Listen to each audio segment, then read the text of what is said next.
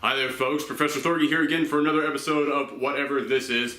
Thanks for tuning in again. As I said, I'm still kind of new to this whole thing, so I'm learning how to do every single one of these videos, video by video. I'm learning with every single one that I do, and in this episode, I have learned how to do lighting. That's right, I finally got some lights in here, so it's gonna look a lot better. Let's turn it on and see how it looks. Is that how I look? Oh God! Turn it off! Oh God, no! Turn it off! Darkness!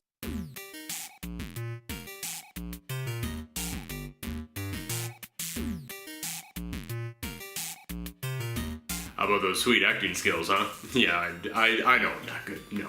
Hi, Professor Thorgi here again to talk to you about everything geeky, whether it be movie, television, comic books, video games, anything like that. This week, a bunch of different news stories broke about comic book related news, and I am always all over it. And lately we've been on a good string of some comic book news. You know, Marvel made all their announcements. We got Black Panther movie coming, and Captain Marvel movie coming, and DC made their news, which is set in the year 2525 if comic book movies are still alive. But I'm still looking forward to it. Some exciting stuff there. Looking forward to it. But, you know, when it comes to comic book movie news and anything geeky, you take the good, you take the bad, and there you have what happened this week. Yeah. You know, guys, how I'm a positive guy. I like to talk about things that I enjoy. I like to encourage people to talk about the things they enjoy.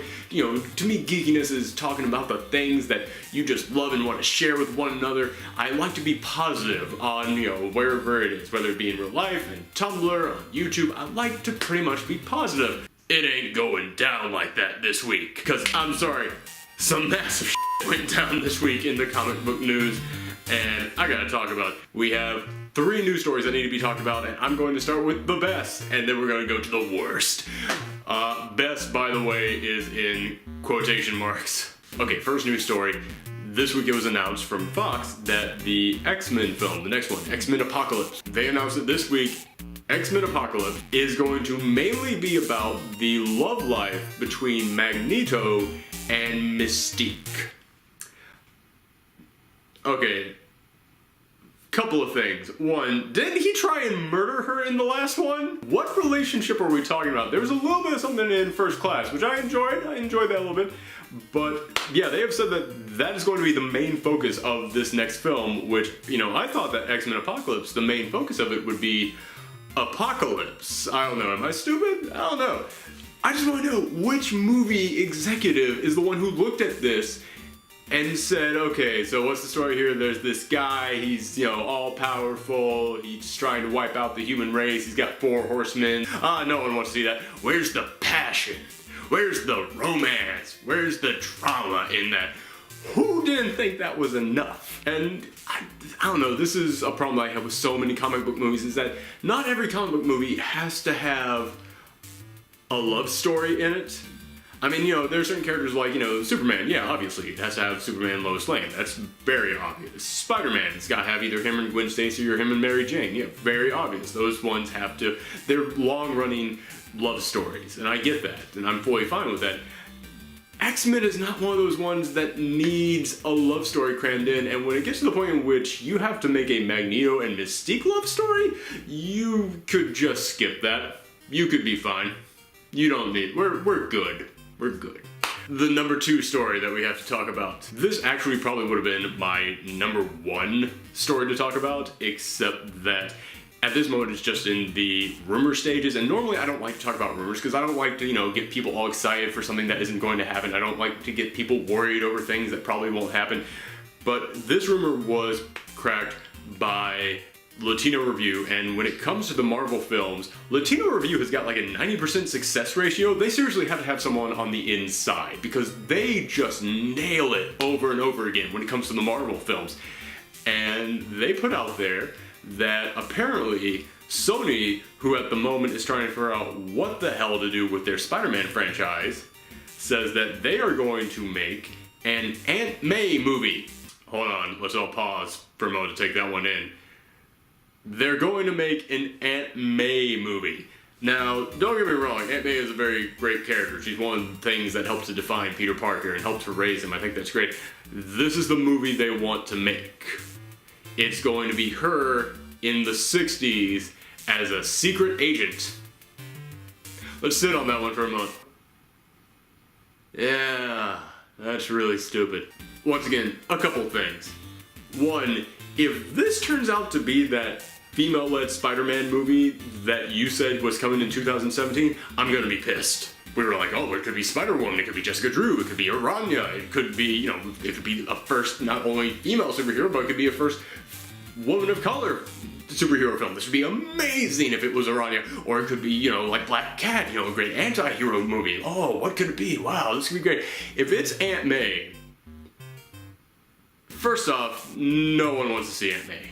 I'm sorry. Like I said, Aunt May is a great character. No one wants to go to the big summer blockbuster film about her making wheat cakes and then wondering if her adopted son is okay while he mysteriously disappears at night. No one wants to see that movie. And if this is what you're going with, if you're going to take her and make her a secret agent back in the 60s, first off, that would have come up at some point. I'm not even talking about in the comics, I'm talking about in the movies. Pete would have figured this out at some point. Even in this dumb universe that you've created, Pete would have at some point been able to figure this out. He found some secret subway thing in the last one that his parents hid all his research in. He's been living with this woman for almost his entire life. He would have figured something out, okay? And this is the part that I don't get at all. Listen, I understand if you want to make a female-led superhero secret agent movie because so many people have been asking for the Black Widow movie. And so I can understand you looking at this and saying, oh, well, if Marvel's not going to make the Black Widow movie, we'll totally make the Black Widow movie. We don't own the rights to Black Widow? That's fine. We will make a superhero secret agent spy thriller. It's going to be great. And you chose Aunt May? You've got Jessica Drew right there. Jessica Drew is an actual secret agent, except instead of fighting other dudes just in like secret agent gear, she fights secret agent aliens. And you didn't go with that?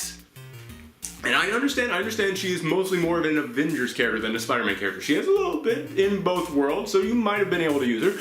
But I understand if it's like, oh, well, it's a tricky thing, so we can't use her. Black Cat, the anti-hero version of Black Widow. You're kidding me that you still decide we will write a whole new backstory for Aunt May instead of making the Black Cat movie. Okay, I don't even know if I can go into this last one, but okay, we're gonna do it. We're gonna do it. And the number one story that I have to talk about, the Fantastic Four movie. Okay, now, the Fantastic Four movie has so far had a really rough start because it's had a lot of news stories come breaking out about it. Honestly, to me, the news stories start off good. I like the news stories that were breaking out.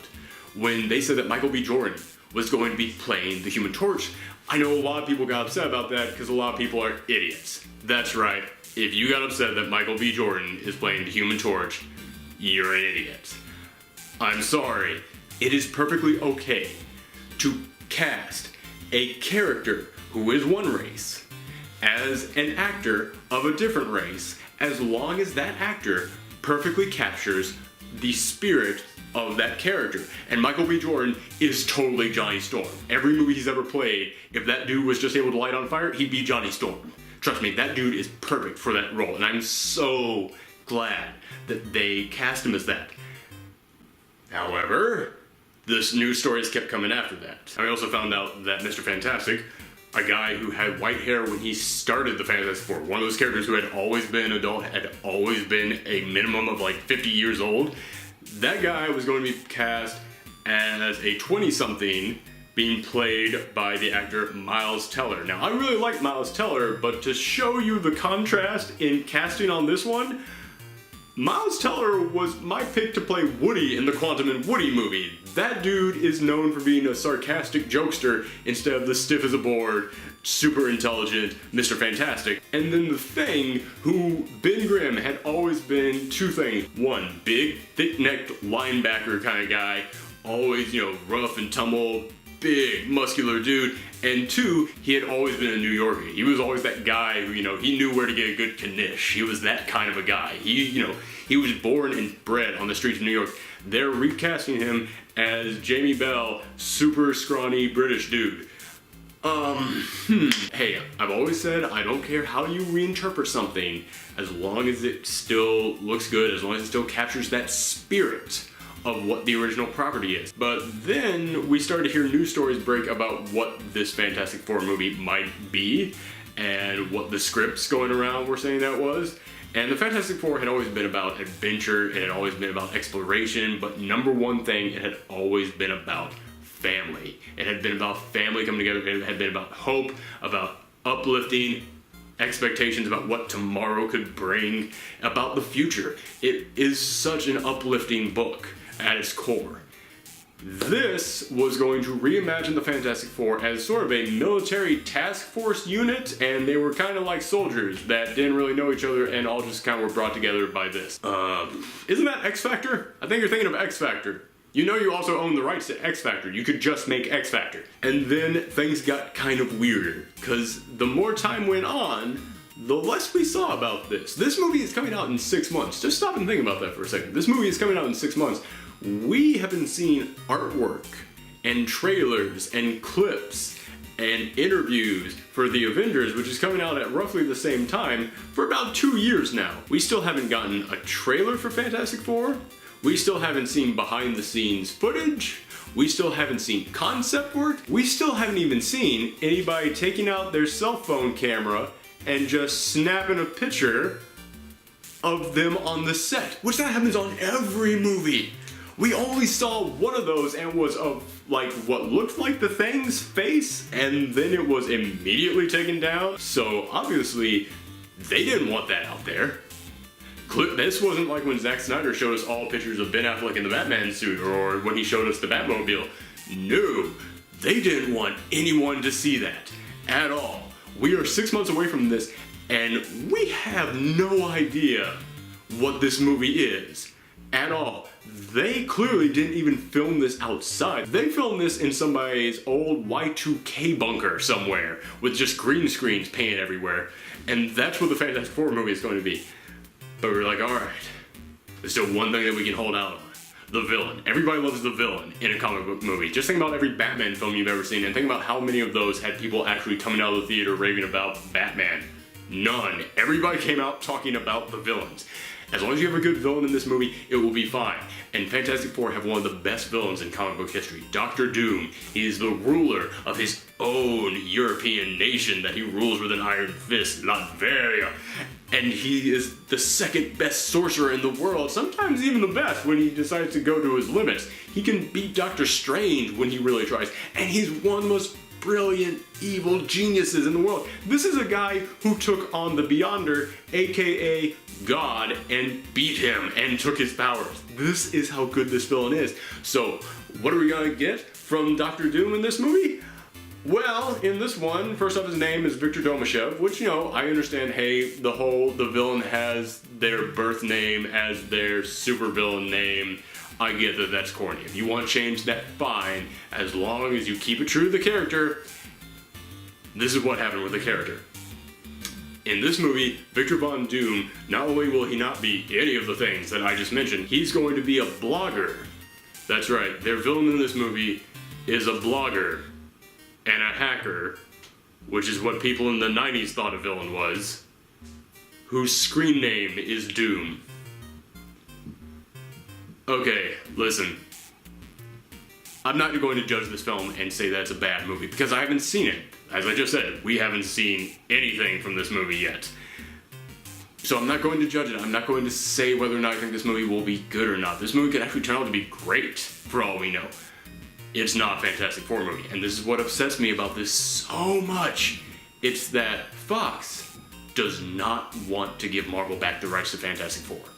And Marvel is making great movies. I love the movies that Marvel is putting out. Even the worst movies that Marvel has put out are still okay in my book. Like, seriously, their worst is still there. And everybody knows that. Everybody knows that they are rocking it when it comes to comic book movies right now.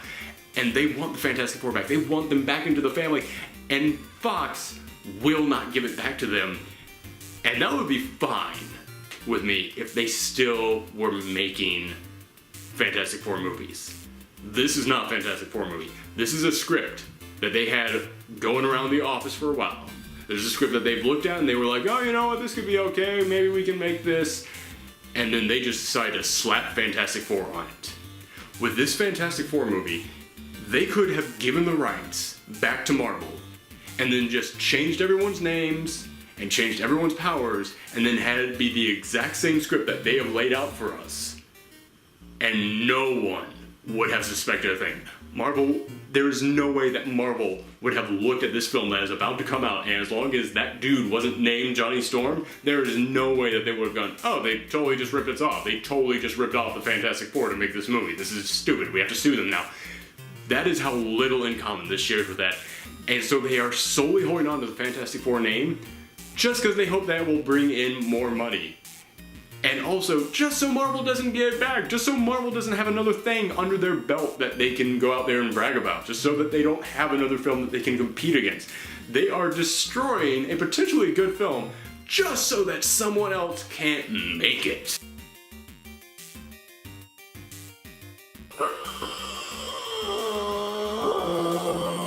Oh God, that was so depressing. I need something to cheer me up. Oh jeez. You know what will actually cheer me up? There is a lady on Tumblr. Her name is comicbookmama. She is awesome, and she actually just made the first piece of Professor Thorgi fan art. That's right, I got fan art now. How awesome is that? But also, she is awesome. Go and follow her on Tumblr. Go and fave this, spread it around. I cannot thank her enough for doing this. It was a total surprise to me. It was awesome. Thank you so much. And also, before I go, I know that was a lot of negative stuff, but I want to just, get kind of serious here with you for a second. I talk a whole lot about the importance of representation when it comes to movies and comic books and all forms of media, really. And right now, Storm has her own series out there, and it is fantastic. I'm loving it. It's done so well. It's by Greg Pak, who is a big name in the comic book writing industry. So it was great to get him aboard this book. And he fought for years to get Storm her own series. I think that is great that we are finally seeing that happen now. But Marvel, for the longest time, did not give her her own series because they thought that wouldn't sell. Here's the thing. It's on issue 4 right now, and it's not selling. It is now below the 20,000 unit line where Marvel cancels their books, and it's only at issue 4, which that is a terrible sign. That is really low. So this Wednesday, the 19th, it is going to be SaveStorm Day. I want everybody out there to go to their local comic book store, buy a copy of Storm number 5, which comes out this Wednesday. Snap a selfie with yourself in it, make posts online about it, go around, spread the word, write to Marvel, get on Twitter with the hashtag SaveStorm, spread the word around, show everybody that you want this character to succeed, to have her own books. And honestly, I think that this could be impressive. I've already seen people getting very excited about this and all ready to go and do it. So join in. Thank you very much for tuning in to another episode, and I will see you next time.